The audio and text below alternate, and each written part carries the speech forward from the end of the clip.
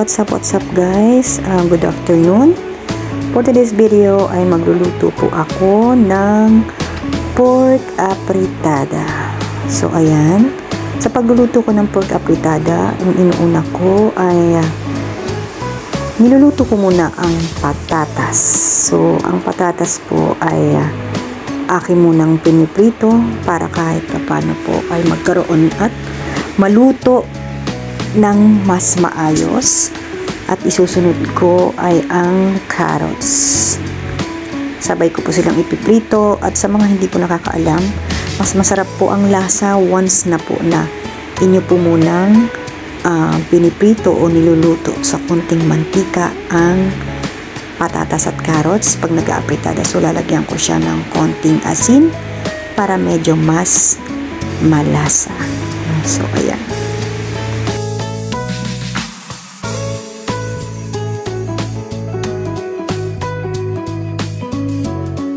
So ayan guys, lulutuin ko po siya ng 3 to 5 minutes para po medyo mas malambot, at pagkatapos ay tatanggalin natin siya after ng 3 to 5 minutes.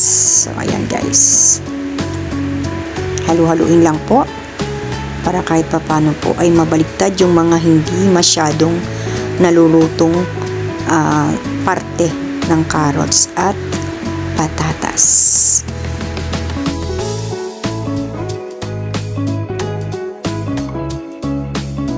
So ayan, halu-haluin lang ulit. Ngayon tatanggalin ko na siya sa aking fan. Ayan. Pasensya na, at ang ginamit kong kutsara ay hindi talagang yung pinakamas madaling mas madaling makakuha ng gulay, kasandok. Ayan.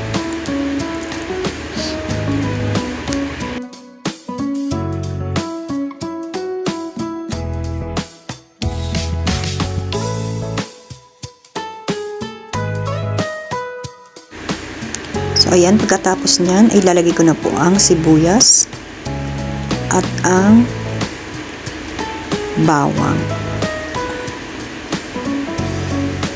Halu-haluin lang po natin para hindi masyadong masunog at huwag masyadong malakas ang inyong apoy. Ayan. Hintay lang tayo ng medyo maluto ang sibuyas at ang bawang.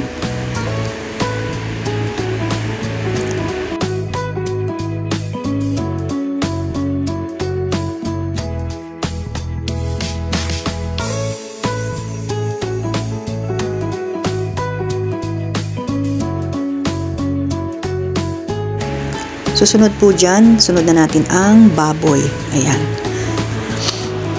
Siguraduhin lang po natin na mas maayos ang pagkakalinis ng ating baboy. At ang parte po ng baboy na aking kinuha ay, at ang aking niluto o nilagay ay ang medyo mga malalaman at part ng belly. Ayan. Susunod po natin ay ang bell pepper. Ayan. Lagyan na po natin ng tubig pag naluto na po ang bell pepper at ang baboy. So, pakukuluan po natin siya. Pakukuluan ko lang po siya ng 3 to 5 minutes din po. Ayan. Medyo kumukulo-kulo na po. So, hintayin po natin maluto ang baboy at ang bell pepper. Ayan, once na kumulo na po siya, ilalagay na po natin ang apritada powder. So, wala po akong nabiling tomato sauce or tomato paste dahil yan lang po ang meron akong powder, ang apritada powder. So, pag kumulo na po siya, ayan, haluin natin hanggang sa po ay lumapot. Ayan guys. Hintayin lang natin hanggang sa kumulo siya, and then pagkatapos nyan, lalagay ko na po yung pork cubes na mismong pampalasa rin po at tumubli ang lasa ng sarap. Dahil ang pork cubes po ay nagdadagdag ng panlasa at masarap na lasa sa kung anong gusto ninyo. Kahit hindi nyo na po siya lagyan ng asin or magic sarap, depende po sa lasa na inyong gusto. Ayan. Susunod ko na po ay ang niluto natin kaninang carrots at patatas. Ayan, hintayin lang po natin siya na medyo kumulo. So, depende po yan sa inyo kung gaanong sabaw ang inyong gusto. So, para sa akin, hindi pa ako satisfied or hindi pa ako kontento ng ganyang masyadong sobrang konti ng tubig o hindi masyadong masabaw. So, kaya para sa akin, mamaya-maya dadagdagan ko siya ng tubig.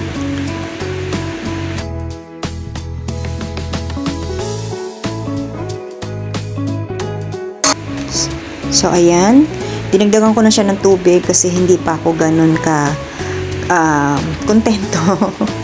Kaya nilagyan ko pa siya ng konting tubig. So maya-maya is matutuyo din po siya kasi habang pinapakuluan po natin yung carrots at patatas. So sumunod, nilagay ko po ang hotdog. Ayan. So kahit anong hotdog po ang pwede nyong ilagay ha. Kahit po sausage pwede pong ilagay dyan.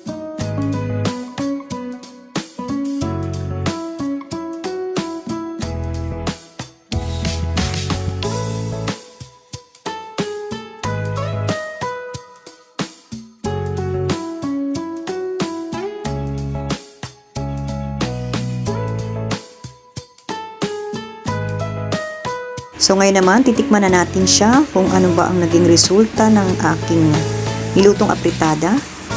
So okay siya. Sa panlasa ko ay tama lang.